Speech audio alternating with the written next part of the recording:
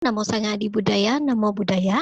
Bapak Ibu, saudara-saudara kami sedama, sekarang adalah momen bagi saya, giliran saya untuk sharing Dhamma, dan saya akan membawakan sharing Dhamma yang berjudul Nasi Basi.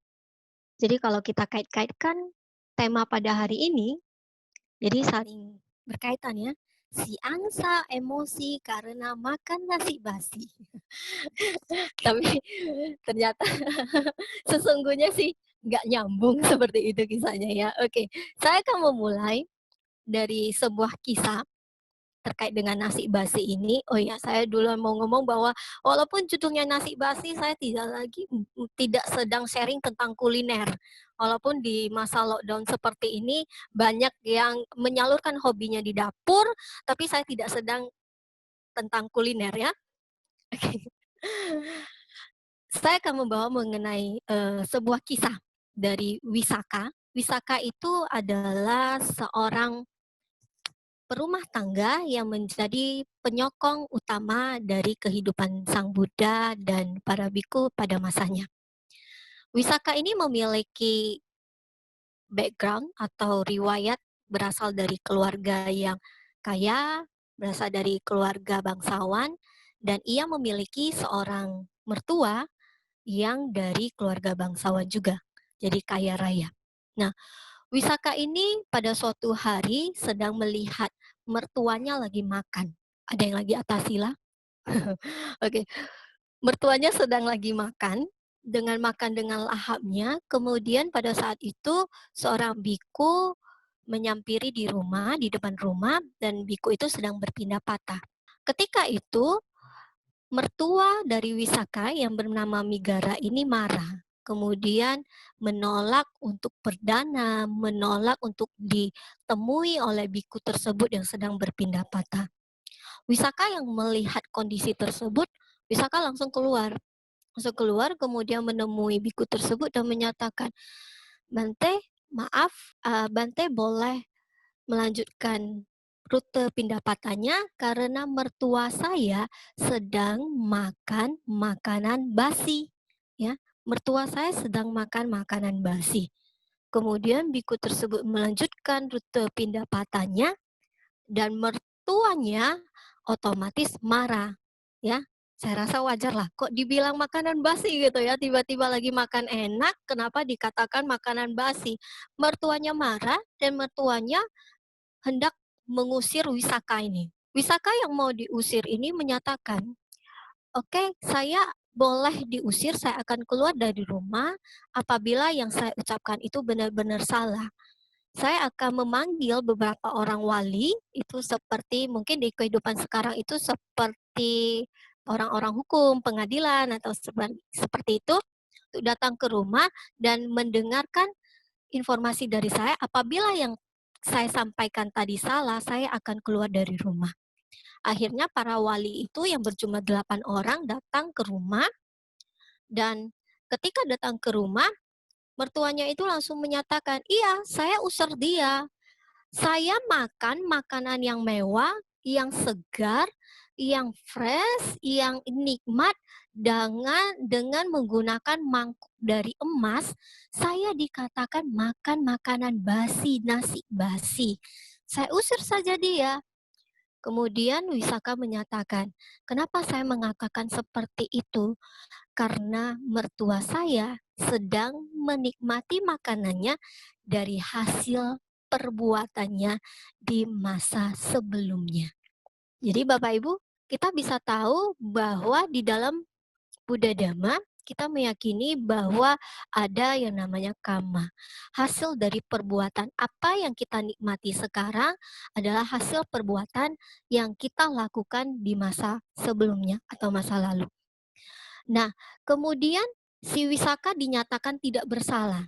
Dinyatakan tidak bersalah dan Wisaka menyatakan, oke, berarti saya tidak bersalah, saya mohon sebuah permohonan dari saya adalah saya akan mengundang Sang Buddha dan para biku lainnya untuk datang ke rumah dan saya akan berdana makanan serta akan memohon Sang Buddha untuk memberikan ceramah.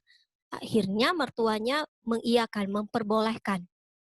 Nah, kemudian ketika Sang Buddha datang, Sang Buddha berceramah, Wisaka memohon kepada mertuanya untuk ikut mendengarkan, tapi mertuanya untuk pertama kali tidak, menyatakan tidak atau menolak.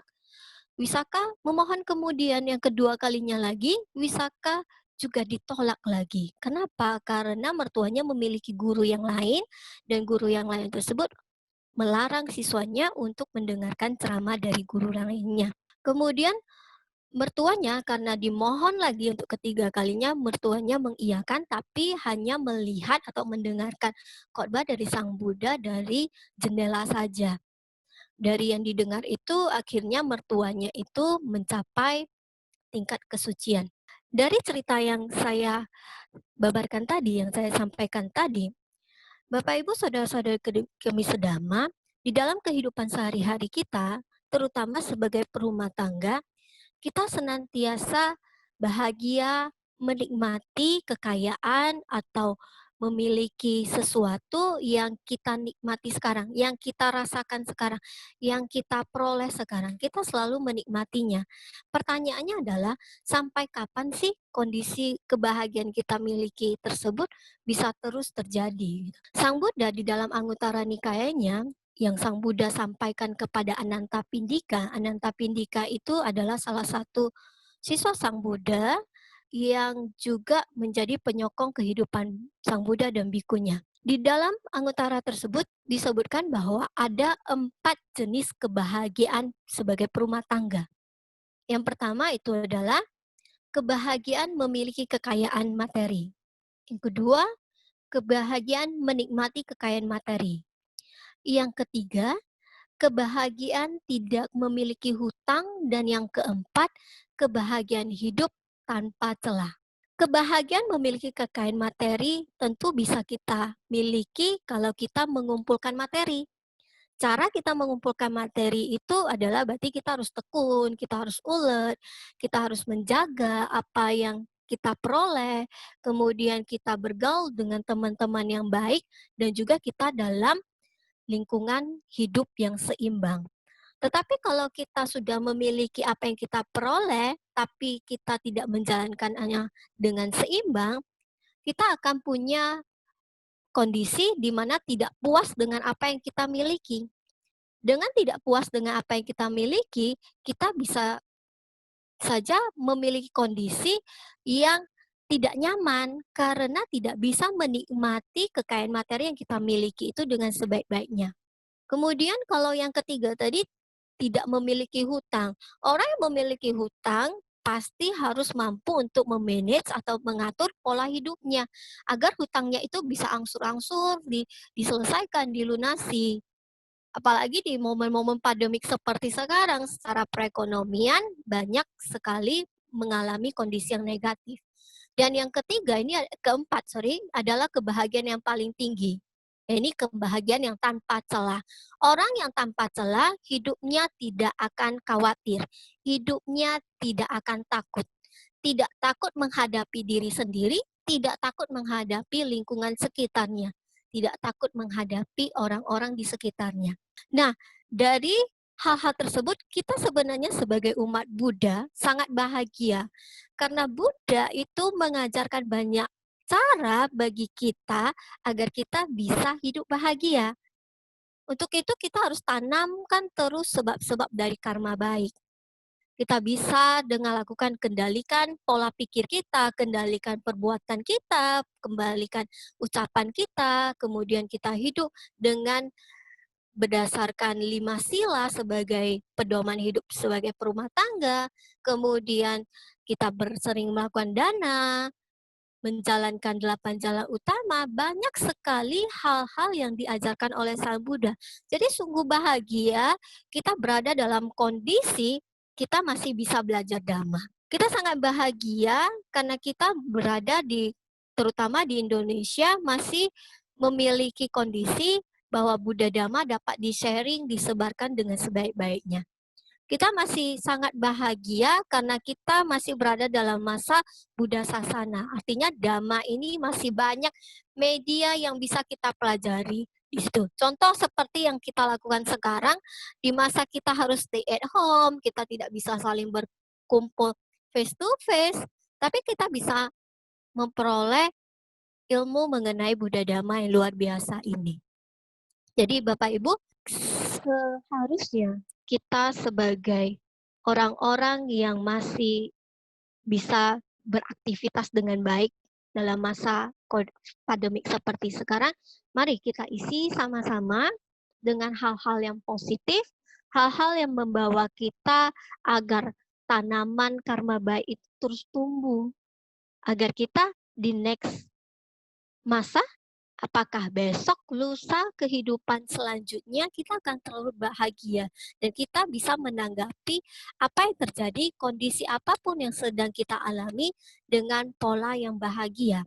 Oke, di akhir kata saya akan menyampaikan sebuah isi Dhammapada yang saya rasa ini sangat cocok untuk tema yang kebahagiaan yang saya bawakan hari ini, yaitu Dhammapada Attawagga ayat 157, di mana bila seseorang mencintai dirinya sendiri, maka ia harus menjaga dirinya dengan baik. Orang bijaksana selalu waspada dalam 3 masa kehidupannya, masa lampau, masa sekarang, dan masa akan datang. Demikian yang bisa saya sharing pada malam hari ini. Semoga bermanfaat bagi semuanya. Semoga saudara-saudara kita yang mengalami efek dari pandemik COVID-19 ini dapat segera kembali ke kehidupannya yang normal, yang menjadi pasien pandemik bisa segera sehat, para medis juga dapat bekerja dan beraktivitas dan dengan baik. Juga teman-teman yang harus melakukan atau beraktivitas di luar untuk menjalankan kehidupannya dapat menjalankannya dengan baik. Sama-sama kita jaga diri kita, itu artinya menjaga juga teman-teman kita agar menjadi lebih baik lagi. Sekian dari saya, Namo Sang Hyang Adi Budaya, Namo Buddhaya.